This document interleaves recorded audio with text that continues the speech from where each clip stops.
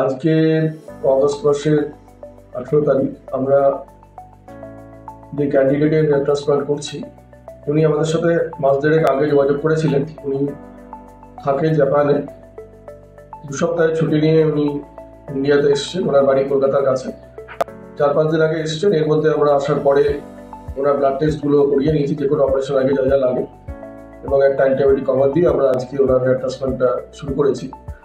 আমরা সকাল 9টায় স্টার্ট করেছি। আমরা আশা করছি সন্ধ্যাবেলা 6টা-7টার মধ্যে প্রসিডিওর ভালোভাবে কমপ্লিট হয়ে যাবে। ফার্স্ট পার্ট, সেকেন্ড পার্ট অর্থাৎ আপনার ওনার স্ট্রিপ তোলা, কিছু পাঞ্চ করা, ডোনার এবং রিসিপিয়েন্ট এরিয়া পাঞ্চ করা, দেন রিসিপিয়েন্ট এরিয়া ডাই দেওয়া, এগুলো all has been completed by now. এখন প্রায় 12টা বাজে। এরপরে আমরা ওনাকে একটা 1 ঘন্টা মতো রেস্ট দেবো। এই রেস্ট পিরিয়ড আমরা মাথাটা আরেকবার ক্লিন করবো। ওনার চুলগুলো অর্থাৎ হেয়ার যা রয়েছে সিজুয়াল, সেইগুলোকে উনি কেটে ফেলতে চাইছে, সেগুলো কেটে দিয়ে এভরিথিং ক্লিন করে আফটার লাঞ্চ আমরা ওনাকে লাগাতে শুরু করবো। বাই দ্যাট টাইম রুলসগুলো রেডি হয়ে যাবে। We are doing this procedure using FUT technique. It's the best as it gives us more grafts. Also, it doesn't have any visible scar. After completing the marking, we take confirmation from the patient and then proceed with the rest of the procedure.